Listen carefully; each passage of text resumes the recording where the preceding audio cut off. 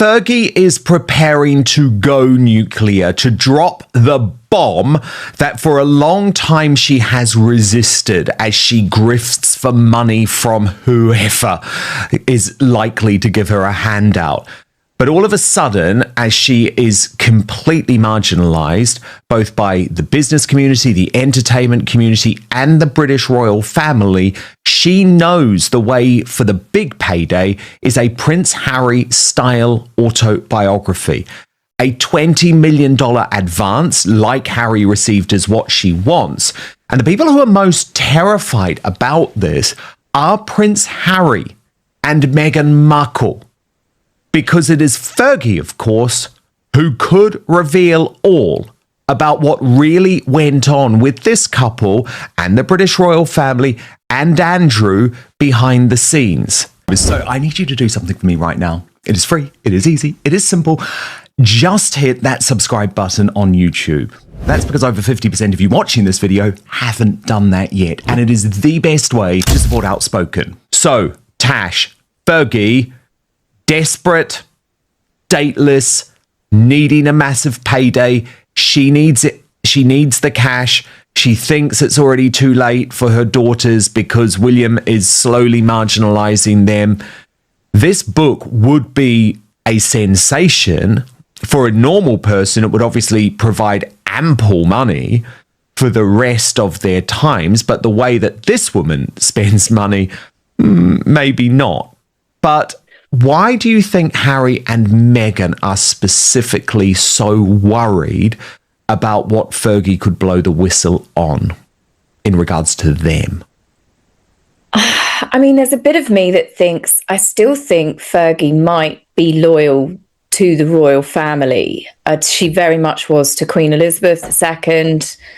You know, she ended up with her dogs after her passing. So it depends which way she's going to go with it. I think she's got a lot of anger towards Charles and William, but then she will know that if she does attack the royals in this book, like what Harry did, it will be the final death blow, because there are things, they are a family at the end of the day, and they might still get allowances or privileges away from, you know, the public's eye. You know, she might still get invited to the odd family party under radar, but this will be the final death blow, not just for her, but for her daughters, but then also her grandchildren.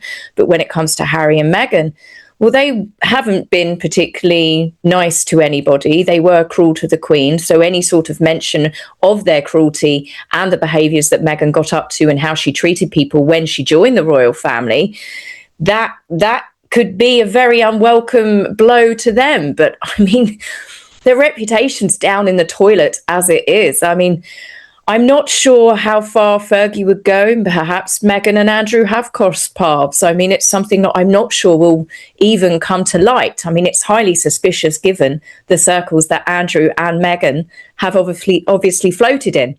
You know, we have photographic evidence of Meghan hanging around with friends of, you know, who Andrew did, is the Epstein circle.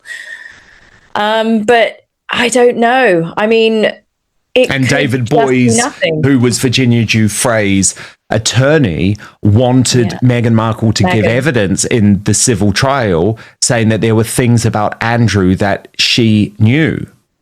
Yeah, that's true. And that is further confirmation that I believe that Andrew and Meghan have crossed paths. Meghan was friends and going on holidays with Epstein's girlfriend. There's no way that you can't tell me Meghan wouldn't have got an invite through some of her friends to attend the big lavish parties that Epstein was known for throwing, with lots of girls, some professionals, some not, some models, some D-list cable TV actresses desperate for fame. You know, so there is a good chance that Meghan does know something about Andrew, because she never said anything. Harry never said anything with all of their attacks. And it makes you think, why? Why did they protect Andrew? And it might be because Andrew could have fired back and said that he does, in fact, know Meghan. You know, it could be a real tit for tat moment for them. Yeah, indeed. And the other thing is, Tash, they know a lot about how Prince Harry and Meghan Markle behaved during their time in the British royal family. because even though Harry and Meghan are now trying to distance themselves from the Yorks, they were closest to the Yorks out of anyone, because they loved going around to the Yorks and being able to bitch about William and Catherine and sort of act as if they were like on the outer of the family together. And it was very telling. Everyone sort of says, oh, well, Harry did talk about Andrew and Spare. Honestly, it was one paragraph. And it was one paragraph, Tash, that was only included because Harry was trying to moan about why he had his security taken away and Andrew didn't. It wasn't anything actually about wanting to expose Andrew. The Yorks have always been protected by Harry and Meghan, but I think the gloves are about to come off.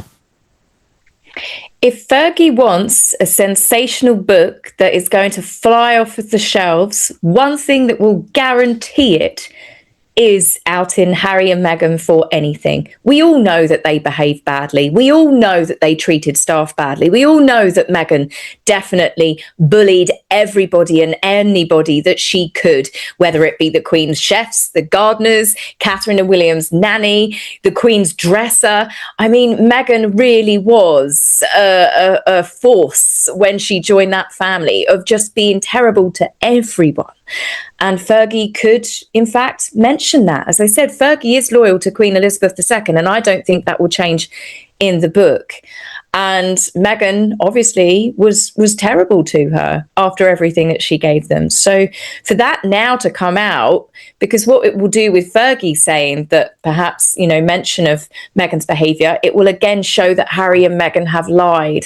Harry and Meghan have lied that they said it was a smear campaign. Everybody knows, but to have someone from the royal family in that inner sanctum finally come out and confirm what we all know will be I don't know how many more nails in the coffins that those two can really deal with at the moment.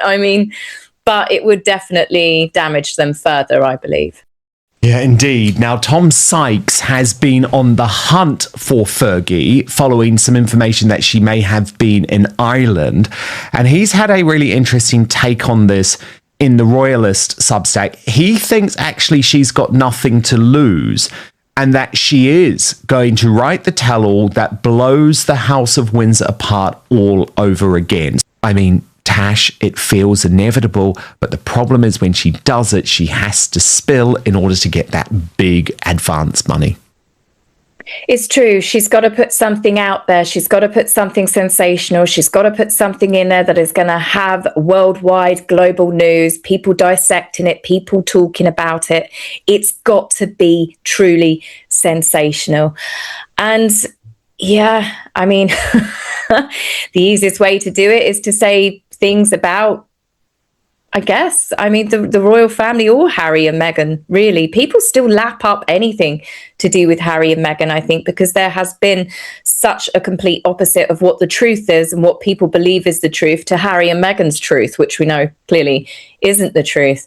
But yes, they say an injured animal is its most dangerous, and Fergie may well be feeling like that. But there's also a bit, as I said, I think I'm unsure because of it will be the final death blow. She will destroy any chances of her daughters ever if they can come out of this, obviously, this looming hole to do with their finances and their business arrangements and what they've been up to, but that will be the death blow for them completely. So it's whether she will risk that, whether she will risk her daughter's relationships as well.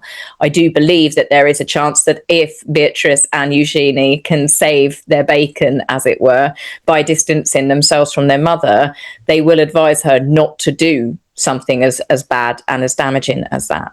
The problem is, I just don't think that there is a way back now for Eugenie and Beatrice. The fact that William has actually banned them from being part of Royal Ascot this year, but also, I think more significantly, has told all senior royals not to be pictured with them at all over the course of the year, shows where he sees their future or lack of future within the British royal family. But I did want to talk about that, Tash, because it has been one of the big talking points of the week. And it was interesting to see Celia Walden. Now, she's a star columnist for the Daily Telegraph, but she's also Piers Morgan's wife. friends, I would say, with Beatrice and Eugenie. She didn't describe herself as friends with them in this new column, but I mean, she is. She admits that she's met them multiple times. And I would argue this is the start of a PR pushback for Beatrice and Eugenie. And I would say our community is quite split, actually, about whether to feel sorry for these two or not. So look, I really like Celia Walden. I thought that was a strong defense. I don't agree with everything that she said in there, but what did you think, Tash? I mean, yes, I think it is a strong defence, and there's bits of it I do agree with. I mean, I have been really on the fence myself with these two, but I have read that, and I don't know how true it is, but Prince William has said to both princesses that they need to have a private audit of their finances. And apparently they refuse to do that. And that is to make sure that there is transparency on where they have been getting their money from with a lot of these deals to do in the Middle East. And the problem is with everything that Andrew got involved with all of these shady deals, we know that Beatrice was going with him as soon as she was old enough. We know that Eugenie and Beatrice spend a lot of time out there. And I think a lot of people are highly suspicious that they are no different to their parents, that they have been taking money. There was, stories that have come out that they have also given people access to the palace when they shouldn't, in private tours and things. So, I mean, it will all come out in the wash. As it stands at the moment, I haven't seen anything truly damaging other than the fact that they love their parents. But it depends. It depends what comes out. If that story is true, that they have refused to have a financial audit, that doesn't bode well. I know that Andrew Lowney has said that there is more information to come out about them. And so far, he said that about Andrew and Fergie. And every time he said that, he has been correct. But I can understand why Celia is defending them and what she said. As I said, part of it, yes, they shouldn't be tarred and feathered because of their parents. But I think there is a definite sign that they may not be completely innocent in everything that their parents have done. And because of that, Prince William does have to distance himself and the royal family from them. That's the thing. I mean, I don't think they are completely innocent. And for me, it's all about that visit to Jeffrey Epstein just a couple of days after he was out of prison for child sex trafficking, and they were 19 and 21. And for me, that's on them. I know other people disagree. The other problem is, Tash, they should have to do that financial audit because there are potential new scandals just waiting there to be uncovered. I mean, look at this one that was revealed by the I newspaper this week, that Epstein's emails exposed a plan to drag Beatrice and Eugenie into Fergie's debt crisis. And basically, this was a new business venture that was designed to raise quick cash for Fergie in 2010, where Beatrice and Eugenie would have been used as the sort of name on the business. Of course, potentially that suggests they were tapping in, or at least discussing tapping into their pool as royals. That's because Fergie at the time had £650,000 worth of debt. She was completely desperate, by the way, asking Epstein in such an embarrassing manner, "Oh, just $50,000 or $100,000, please," she said, "to help get me through the small bills that are pushing me over." I mean, he couldn't because he was literally in jail, Tash. And the problem is, even though there is no evidence that this business was set up, we need to know, don't we? And certainly William needs to know. He does need to know if there was any financial entanglement between the two princesses and Jeffrey Epstein and anyone else dodgy. The thing is, it's all going to come out. And if they're refusing to have an audit done, it makes me think it's because they haven't basically got a clean whistle. And it will come out in the wash. All of it has unraveled for Andrew, and Prince William is not going to risk this coming out affecting his father's health, making that worse. Catherine, he has to protect her. And then his son is now, at a very young age, gradually stepping into his role as a young prince who will then look at his role as being the future Prince of Wales. Prince William is not going to risk another Andrew and Fergie thing happening. As it is, I think he's worried and concerned about the damage that Harry and Meghan are going to continue to cause. And having Beatrice and Eugenie in the mix, that they've been allowed back into the family fold, and it turns out that they have been up to dodgy dealings and using their royal privileges and their titles in a manner, it's going to be too explosive. I don't think the monarchy will survive another hit like this if nothing has been done. I think the public now want transparency. They want transparency on all of them. And for Princesses Beatrice and Eugenie, I think it's even more so because they were grown women. This isn't like something that happened when they were teenagers. You could forgive them that they weren't quite aware of mummies and daddies' friends and what they were really up to when they were children themselves. But they have grown up. They went to university. They're grown women. They would be very well aware of the charges that have been brought against Epstein, and yet they still chose to associate in those circles. Tash, more bad news for all of the people that we've been speaking about, including the British royal family, with suggestions that Netflix is planning to bring back The Crown, not as a series, a full series, but instead with one-off specials which are devoted to particular royal scandals. And of course, top of the list, Tash, is the Andrew Mountbatten Windsor disaster. Now, I know it's just sometimes easy to dismiss The Crown, but the palace don't. They take it really seriously. And Charles, for a long time, was engaged in sort of warfare with Netflix because he felt like The Crown was presenting him so badly in terms of his marriage to Diana. And the problem is, for a lot of young people, Tash, who didn't actually live through the War of the Windsors, it was The Crown in which they sort of learned about what happened with Diana and Charles. So Charles's team would say, well, it wasn't accurate. Anyway, for a period, he boycotted Netflix. He didn't want to attend their events. And there was really a lot of back and forth going on. I reported about it quite a lot at the time. But obviously, after the decision to end The Crown, just before, I mean, I know we sort of saw William and Catherine, didn't we? But it never really came bang up to date. We never saw Meghan. And after that decision, Charles went right back in with Netflix. There's actually a special he's working on with Idris Elba, which will be released at some point in the next few months.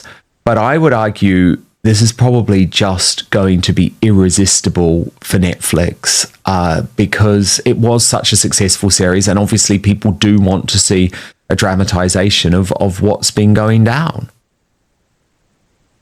Yes, I mean, as soon as I saw that, I thought, well, of course they will. They're vultures. They're going to circle around this one. It would be quite a big episode. But much like them, if they do one-offs, I'm sure they will do Harry and Meghan and the Oprah thing next. But I can't see how they'd spin that one because you don't know, are they going to do the truth or Harry and Meghan's truth, which we know wasn't the actual truth. But when it comes to Andrew, I mean, yeah, of course they will. They've already done the reenactment of Andrew's, well, it wasn't The Crown that did it, but his BBC interview. And it's car crash TV and people love it. But unfortunately, I've met people that take The Crown as gospel, that believe the stories because they put just enough truth in for it to look valid, for people to see newspaper headlines and historical headlines and things and go, oh, that must have happened. But then they put in a lot more stuff to dramatize it.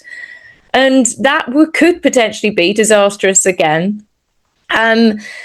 For the royal family, I wouldn't say that it would damage them further. I mean, I don't think they can be damaged any further because of the Andrew scandal than what they already have been. But they've made it very clear that Andrew is out. He's gone. He's on his own. But of course, The Crown and the Netflix creators will circle around that. It's drama, and that's what people love.